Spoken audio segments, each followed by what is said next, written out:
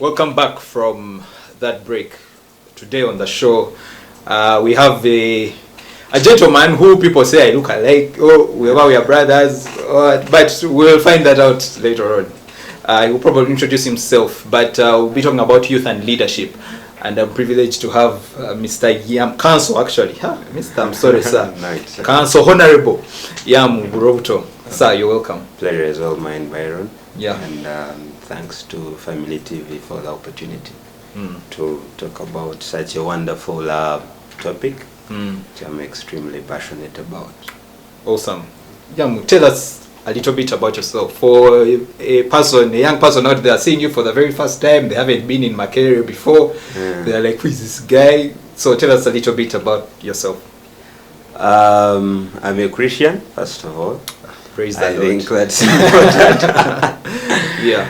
Yeah, and steadily working on my faith in the Lord. So I'm excited to be hosted by this wonderful television. I come from, many people use the word humble background, so I'll use the same, because I believe I come from a very humble background. I son to Nalongo and Salongo Yamudevide. A family of about 5, where I'm the firstborn. I had my school from church school, deep down in our village at first, nursery school. Where would church was divided into 3 sections, and we had A, B, C. So the A people were the top class people. So you began from C till A. But for example, if you had to ease yourself and you're in top class, the classes in C and B had to stop so that you go through them. Yeah, but by God's grace, we came to Kampala. I did my primary at St. Peter's Primary School in Zambia for 7 years. Then Olivet Inter School and then Elevat Uganda Matters Namgongo. And that's how I entered Makerere University on a government scholarship on law. Which by the grace of God I successfully finished, and I'm now a student at the Law Development Center. But along the way I've been involved and had opportunity to undertake a number of leadership positions, and it's been quite a ride so far. Learned a lot, made a few mistakes, and also achieved a lot and contributed, I think, to the concept that you could call social justice, which I'm extremely passionate about. And together with friends, we started a platform called the Progressive Youth Platform to try and continue building on that agenda. Briefly, that's what I can say. Very interesting portfolio. So the World Bank the other day came out and dropped a very interesting stat that 75% of Uganda is under the age of 25. That means that that's a very strange stat, because according to like our members of parliament and the people in leadership positions, 75% of them are not 25. In fact, the opposite is true. 75% of them are over and above 35 and 40. I agree. What are we doing something wrong as a country, or why aren't we seeing youth involved in these leadership roles? Yeah, I think firstly, I think we are lucky as a nation to have such a demographic. It's really a question of how it is utilized. But for any society, and in the ancient times, a society such as ours would by no means be a very successful one, because that was the right age for recruitment of the warriors and things like that, because you're believed to have a little bit more energy, initiative, ambitious, passion. So we should be considering ourselves a bit lucky to have such a demography. But certainly I doubt that many would say we are lucky. Now, in regards to their participation in leadership, because that seems to be our focus, under the Progressive Youth Platform, one of objectives to ensure that we continue to contribute to the awareness and building a critical mass of young people that understand that leadership is extremely important to the direction of country, to the well-being of society, and to each and every other person. The quality of leadership you have greatly determines the kind of livelihood you could have, even as an individual, at an individual level as well. So that's why we try to energize the youth away from the things that divide us, political parties, gender, regions, religion. It's interesting you say that, because I'm one of those people who follows you a bit, and I've seen you with every political presidential candidate, from the president himself to Kizabes J, to Katumba, to Muntu, so Honorable Chagulanyi himself.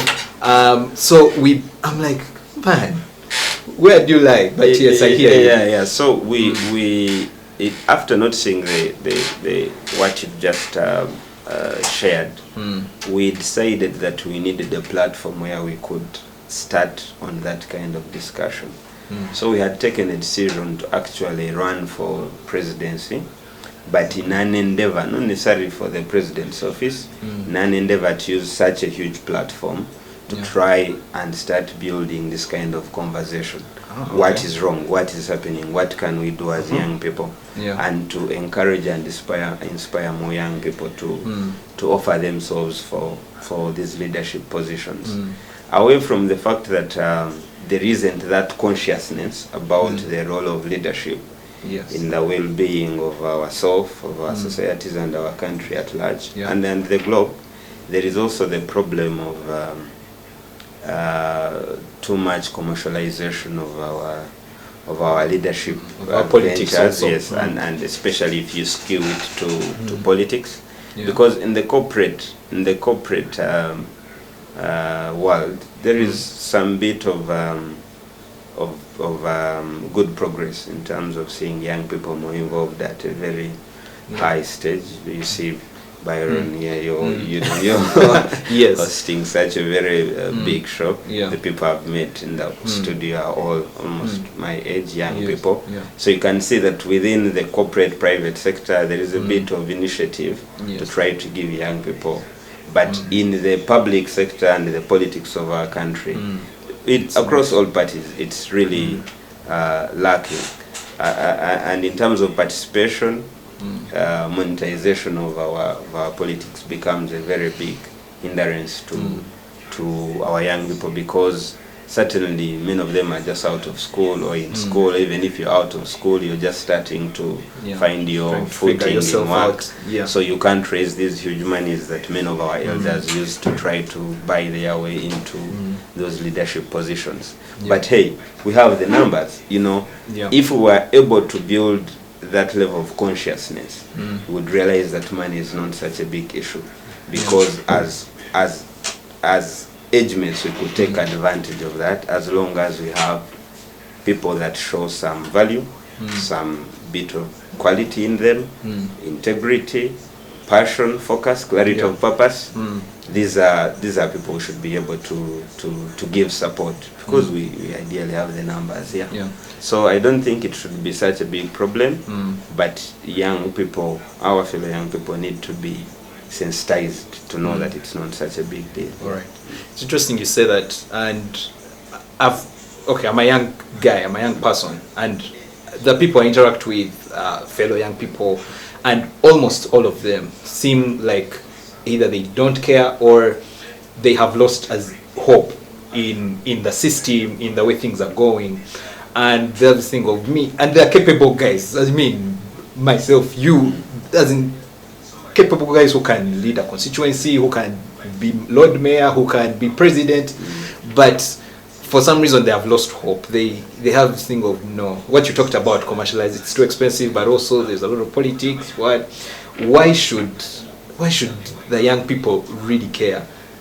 And why should they have hope and take on these leadership roles? Yeah, I hear you. What you're saying is that there's a lot of apathy, indifference, taciturn kind of approach to our, especially national politics, national leadership.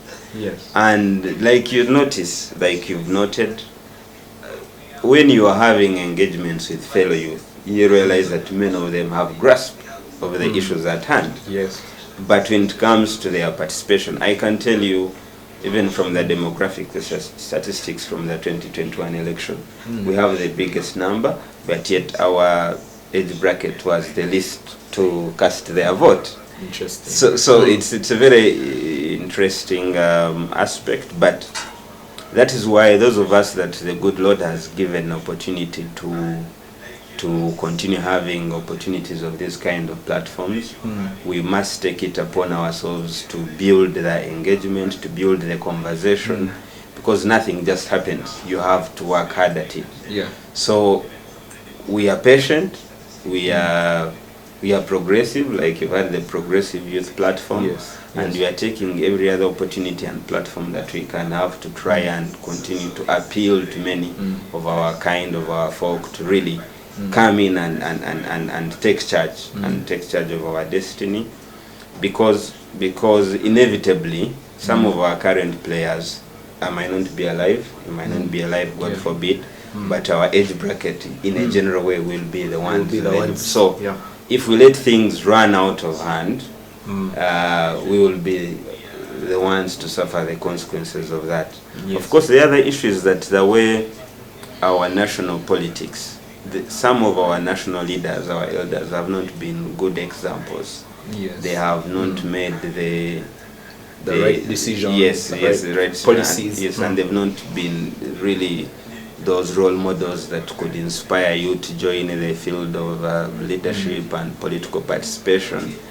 And it's quite disappointing. Of course, there are a few that really shine out.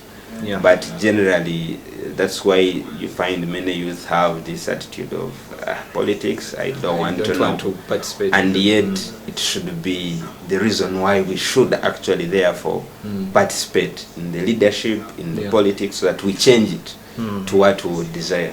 Interesting. Yeah, because society cannot be better if it doesn't have good leadership. And if you're able to critique the leadership, then come and offer yourself and practice what you think should be practiced. Okay. Yes. Most of the people I talk about government a lot.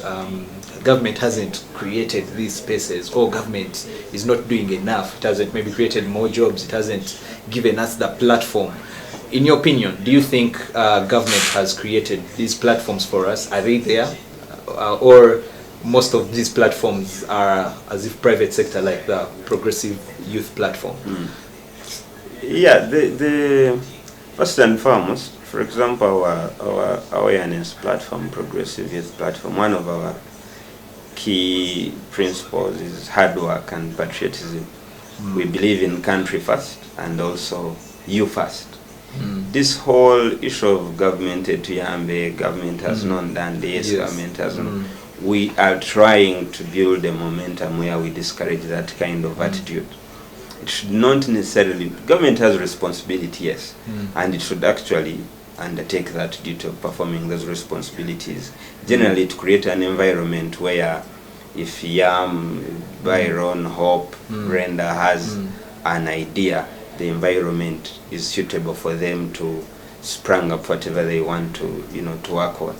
But particularly speaking, really, it should be about self first. What qualities do you have as an individual? What initiative have you taken to build yourself, to make yourself? So challenging the young people, actually. Challenging yourselves to be, grow. Yeah, to grow, to be a little bit more appealing. And trust me, whether government does its duty or not, the world will find you attractive, and one or the other, you will find yourself a good placement. And I know that once you give such opinions, you might sound elitist. I'm not only talking about those that have a job and have gone to school. And no. There is a gentleman on Mawanda Road. He sells pancakes. He's been there, I think, for about 4 years. Okay. But his pancakes have a lot of market in town because of the way he manages his business. He's clean. He puts on a necktie. You can imagine a pancake seller with a necktie and a coat. His place is always clean. He has disposable packages. He will record numbers of his customers and reach out. Was the pancake nice? Was it too much sugar? Should I next time? That's great initiative. Yes. So this kind of guy, even Cafe Javas could take him on to make them those local pancakes. And before you know it, he's becoming an international brand, regional brand, and even an international brand. So I'm not only talking to those that have gone to school or are doing these formal jobs that we all know, even in the informal sector. The border guy, there is a reason why at a stage, Byron, you could have a number of one of the guys. Yam could have a number of one of the guys. It's because of the way that guy conducts himself and runs his business. So before we complain about government, we need to first really do a lot on our side. You enter a restaurant, there are these young people that are, waitresses or waiters. But they will wait for you to come to them and say, do you have anything there? Yet it should be the other way around. Hello. How are you, madam? How are you, sir? This is what we have. What will you take? So it takes a lot of initiative from self. To get back to the question that you've asked about government, government has failed to exhaustively and efficiently deal with the humongous population of the young people that we have. And it can be explained in a number of ways. Number one is bad politics. And therefore bad policies, and the leadership that preaches water and gives wine. They have the policies, they preach what should be done. Ideally, the ideas are great. If you look at most of the political party manifestos, wonderful ideas about young people and youth unemployment, but then in terms of practicability, you really wonder what happens then. You see some monies go to different votes in the budget, and then you see the one that goes to the list. Then you wonder what is the priority without going into details. So it leaves a lot of questions really, and government through the different channels needs to be a little bit more sober when it comes to how they react to the unemployment issue amongst young people that continues to grow. Otherwise, like in one of the songs of one of the former presidential candidates, Honorable Chagulani says it's a time bomb. It's a real time bomb. Because even with the lockdown and COVID, especially within this time, we are surviving on each other. It's saying, Byron, do you have a 10K? Do you have 20K? Help me with it. Yes, hello, Faith.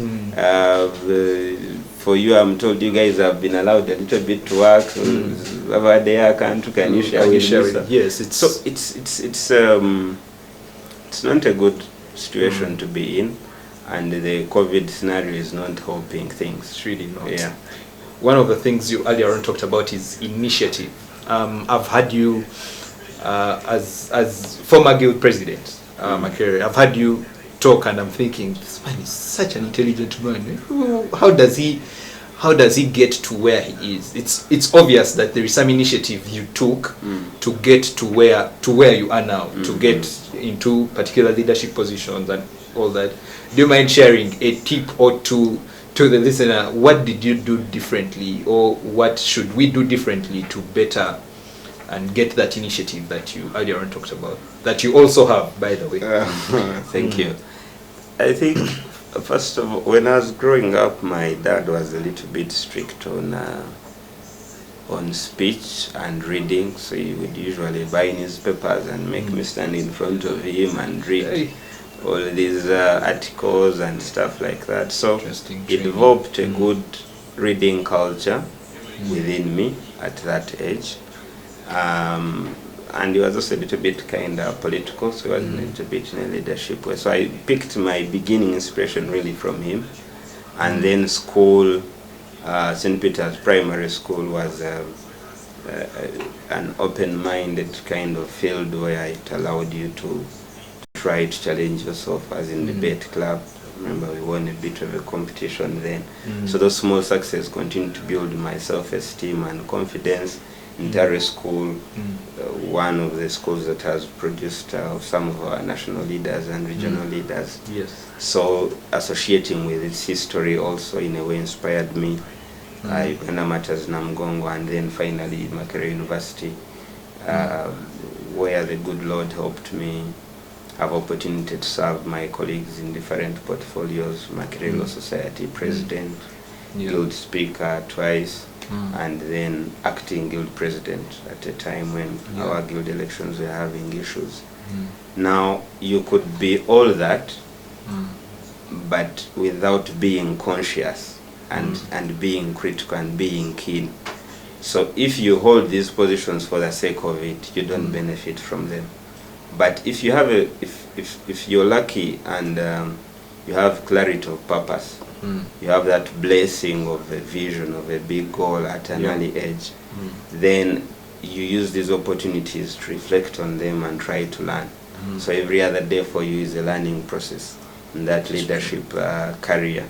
So for me, those opportunities brought me close to my fellow people, interactions with fellow humans, those above me, those ideally below me, took me to different offices, head of state, a number of times with him when I was Uganda National Students Association president, the Students' Union that brings together secondary, tertiary institutions and universities. He's our patron, so I had the opportunity to interact with him. Some of these are big guys we see in our country. And trust me, if you're keen and you're conscious and you're deliberate, those interactions, even if it's an hour, even if it's 30 minutes, you'll pick a lesson or two. And I will continue building on what you have.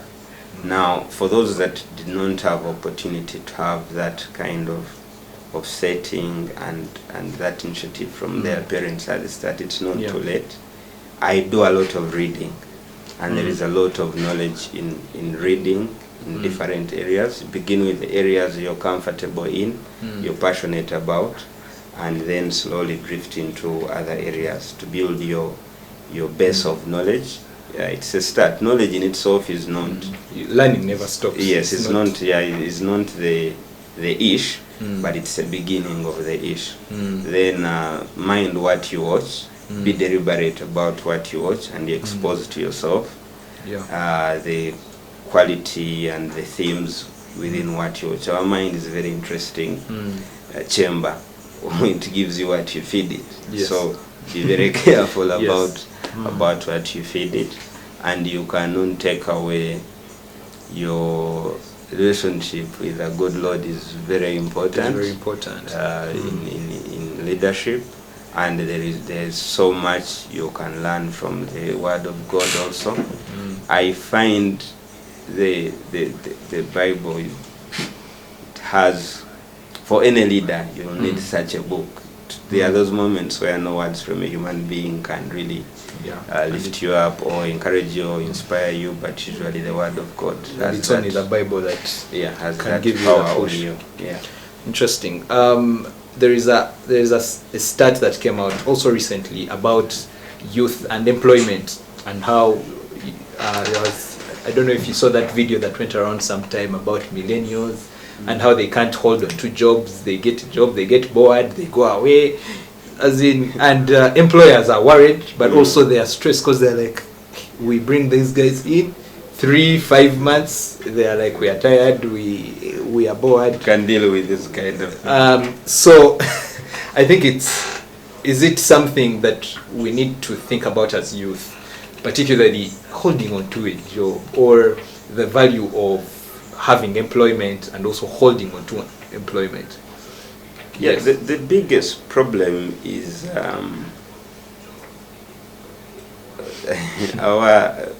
pardon me, but when you read some few, you realize that one of our biggest problems is that we are pre-capitalist state. So we are in a certain stage of growth, but in certain aspects of our society, they live a different stage of growth, And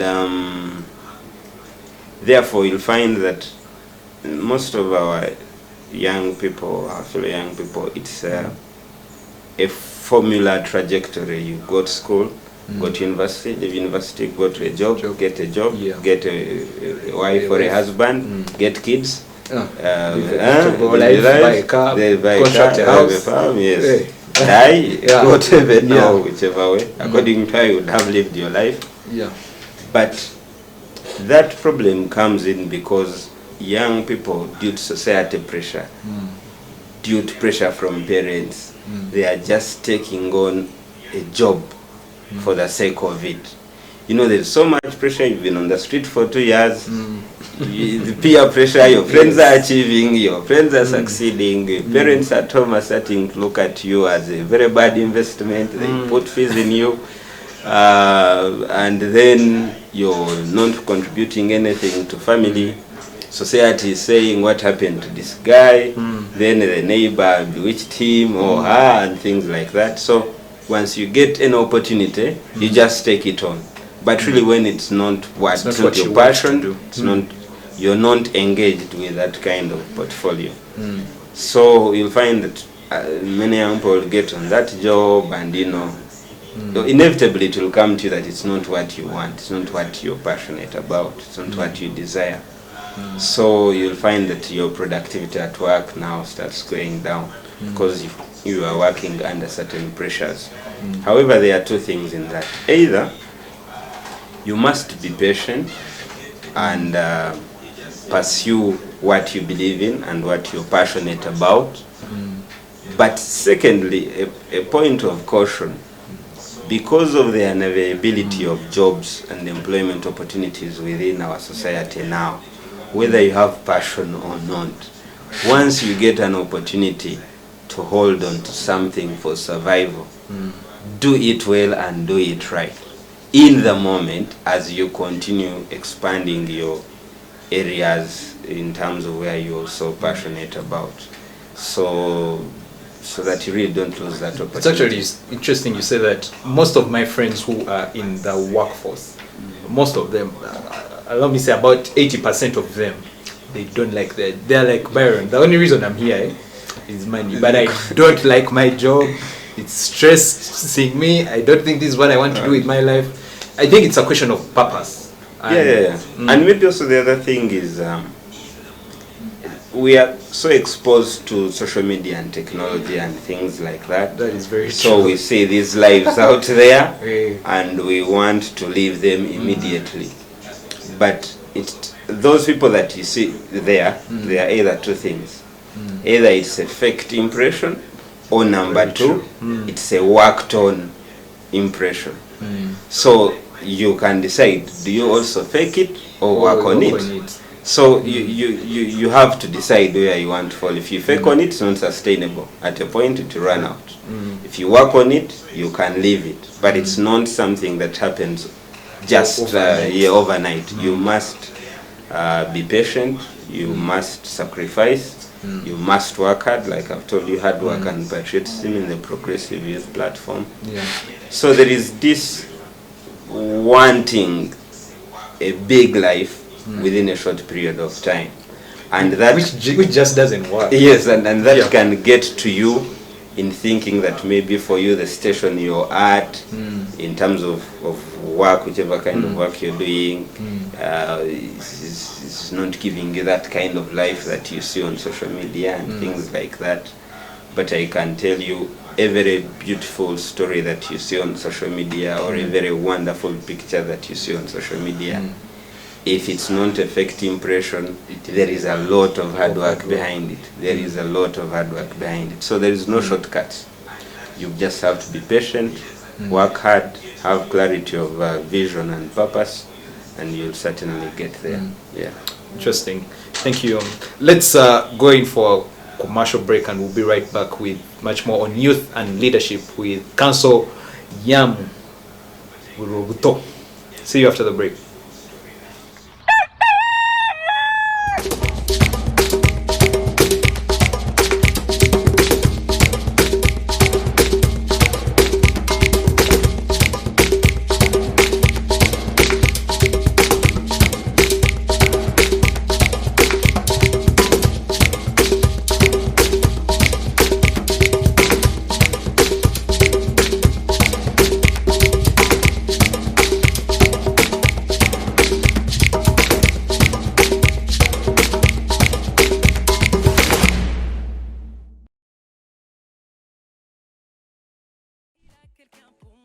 Hi Family TV, favor kindly play for me on Holiday by Brian Lovega. Hi Family TV, this is Lone Child. I'm requesting to play for me in Beta, La Vixen and Grace Morgans. Thank you. Peace. Go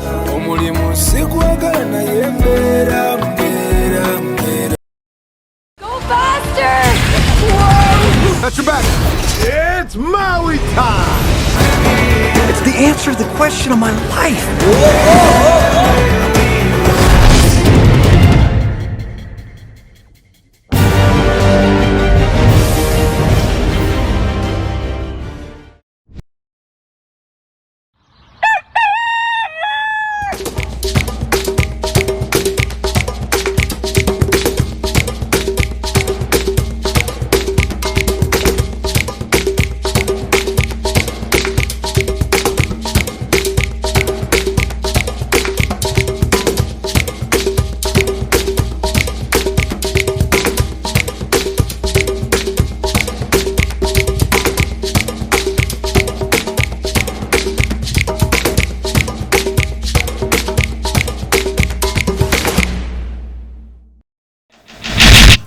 Welcome back to Morning Glory. This is Family TV, enriching lives. Today on the show we have Counsel Yamu Burobuto. He is a team leader at the Progressive Youth Platform. We are talking about youth and leadership. Counsel, we welcome you. Pleasure again. Yes, before the break we were talking about fake impression, social media, young people being under so much pressure to impress live a big life and live a big life and whatnot, and you are telling us how all these take time. But one of the things that I see most of us young people struggle with is money.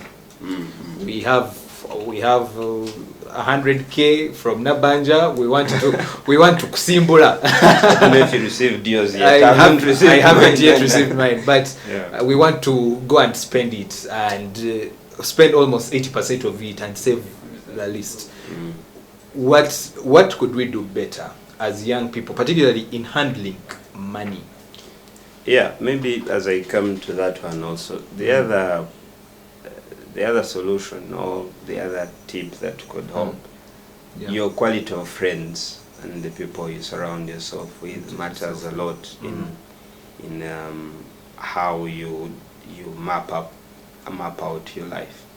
I've been lucky to have very many friends that have greatly contributed to the kind of person I am, that have made their own sacrifices without expecting anything from me, and the vice versa is true. So at a certain age, we all love being happy, excited, jumping up and down, but life has levels, it has stages. So at a particular age, there are those friends there are some you might have to reduce your contact with, and others actually elevate the interaction. Yes, the interaction and so friendship, comradeship is very, very key to any youth. At that stage, your quality of friendship, your quality of association is very, very key to the kind of person you will be 10, 15 years. That proverb, tell me who you work with and I'll tell you who you are. Yeah, so that's something we need to all be keen and conscious about and very deliberate about, So to the friends out there that have contributed to this Yamu Burobuto, I know many of you are there watching. I'm eternally grateful. Now, money. The way our education system is designed, it also makes us job seekers instead of job creators. I have seen attempts by government to try to rechannel the syllabus and curriculum, to try to map it into a way that can make us more enterprising, more creative, more innovative, so that we are able to undertake our participation in the development of the economy by being job creators, not seekers, so that we therefore absorb many of our friends. But, you know,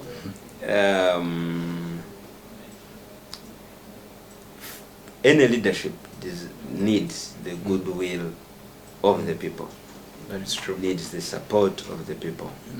So some of these policies might not be able to work efficiently because population has lost a bit of confidence in the government. Yes. There is a lot of corruption. There is talk against it. The president even one time protested it himself with a march. But then when it comes to what we see in terms of impressions, there is no change. And that continues to have a psychological effect on the population. So there is need to rebuild confidence of the population within the government. You know, creativity, innovativeness comes from a freer kind of mind. But with the kind of challenges that our young population is having now, many cannot afford to have the luxury of freeing up their minds to be because of the creative system. and It has innovative. been Yes, the system is so clogged.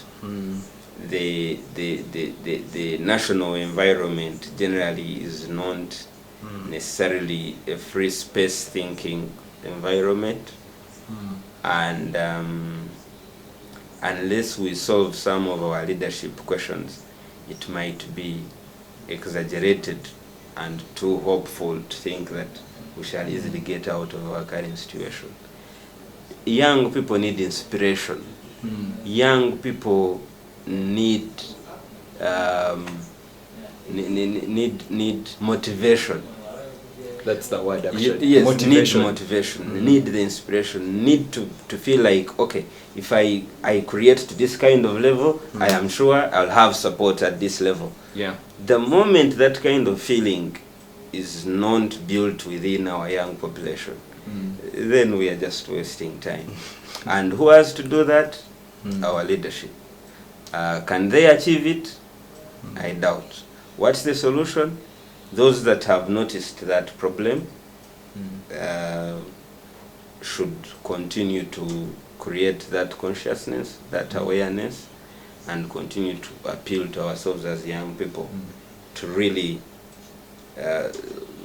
take on personal initiative to make ourselves better, rather than believing that our parents, our government, and things like that will be of much use to us. So money, there are so many. You can go into agriculture. Personally, I'm a farmer. I have some few agricultural projects running at my village, and in some of the business I deal in, some animals in a very short time produce very good dividends. I can share that information for those that would want to access it away from here.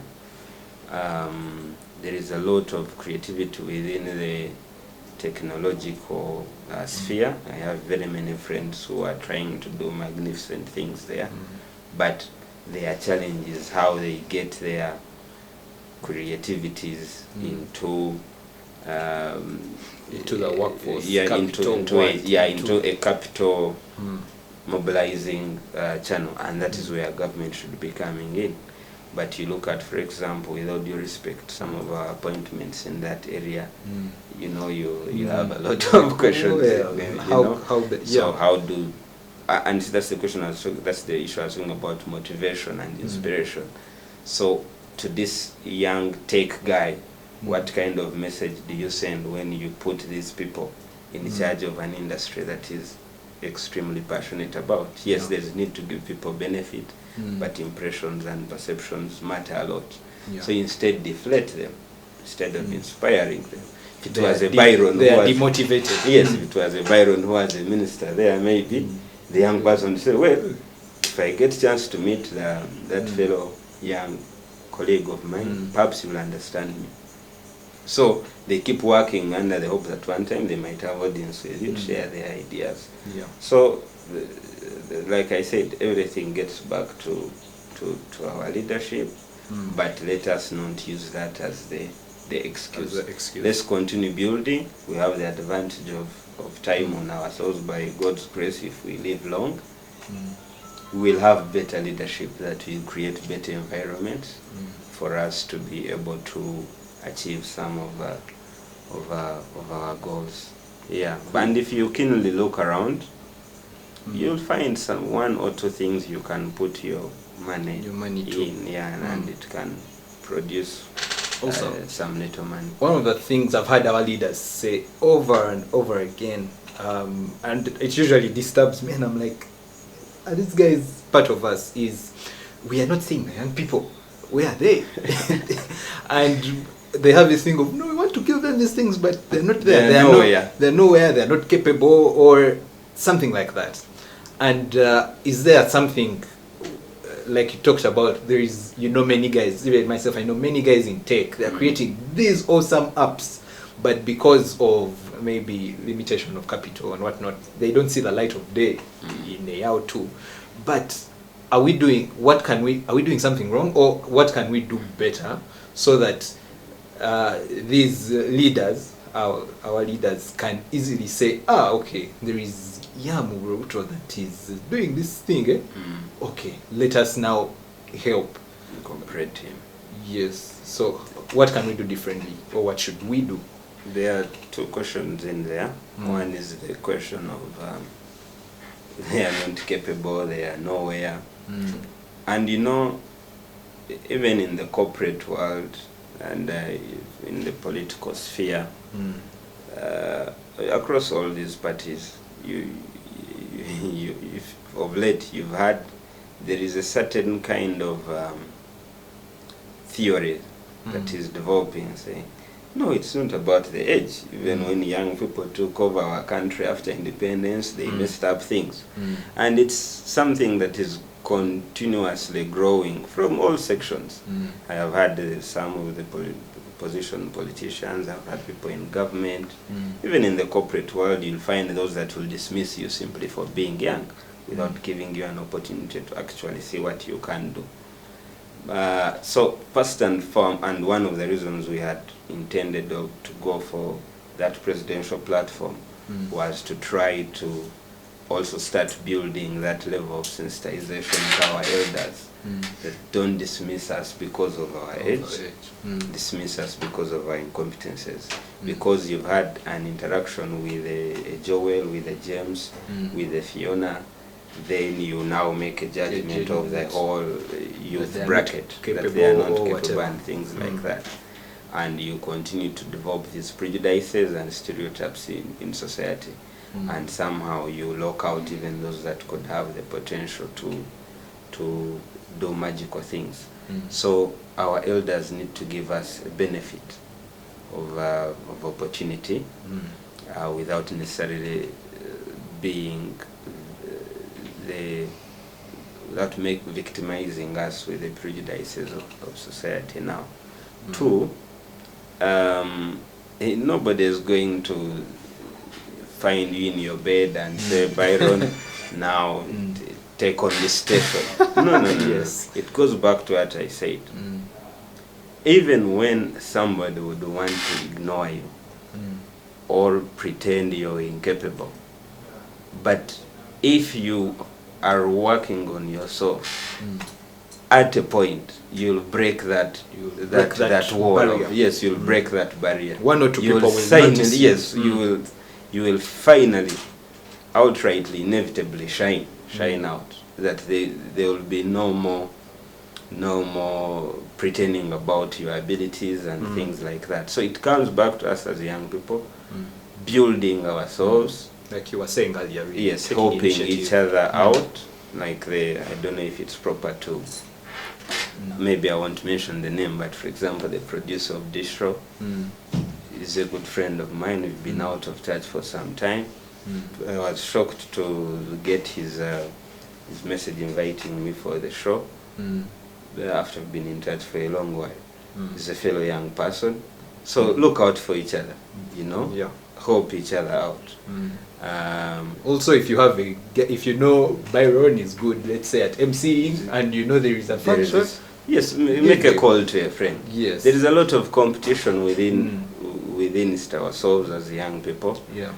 Unnecessary competition sometimes, and Very unnecessary. yes, and a lot of jealousy and envy and ill will towards each other. But you know, when Byron succeeds somewhere and is my friend, in a way, it grows my area of opportunity, because you never know. Inevitably, I also succeed. From Yes, you. yes, yes. So it's very important that we help each other grow. With this audience, I've been able to talk to some more people. Some people have known me, and that continues to build what I can do and the areas I can reach, and in a way that gives me platform. So the point that I'm trying to make is continue building on yourself.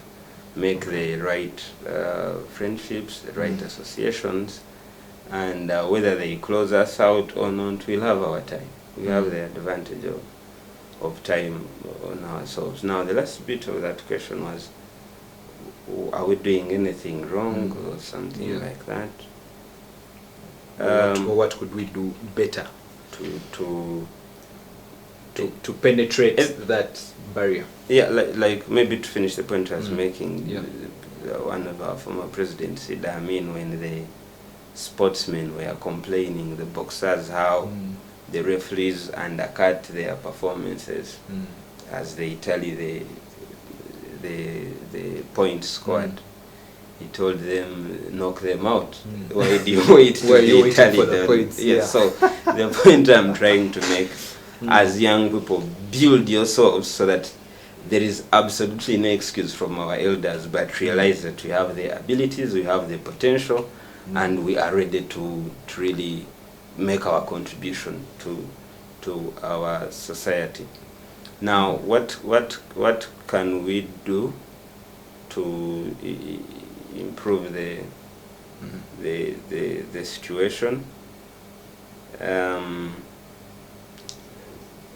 You know, every generation must find its duty and its goal.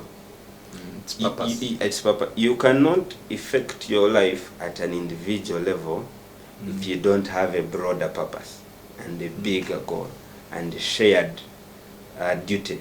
Okay. It's not possible, because how you work on yourself is in trying to fit into how you contribute to that bigger goal. So the generation must realize that we are at a critical moment of our our country, our country's growth democratically, in terms of leadership. We are entering a very critical moment, transition, succession, and things like that. And some of the things you're saying are really as a result of that stage of growth as a state. So the young people must realize that we have a duty to ensure that we consolidate what we've already achieved and deny anybody the leeway to think that they can either undermine what we've already achieved or destroy the future. And sometimes it can come in different ways from different players. So that shared kind of vision now becomes smaller to your community in regards to your contribution to that bigger, what can you do where you are? Then it comes now to you. What do you do to prepare yourself for that? And it doesn't have to be leadership in terms of politics. You, Byron, in your opportunity to have this audience and this platform, every day you interact with people out there. Have you found a creative way of contributing to that agenda? You are a scientist at the Viral Institute, a young person. In your interactions Have you found purpose as to why you're doing this kind of job, and where you would want to see it be 15 years, 20 years from now? What is your contribution to the growth of that sector moving forward? What's your contribution to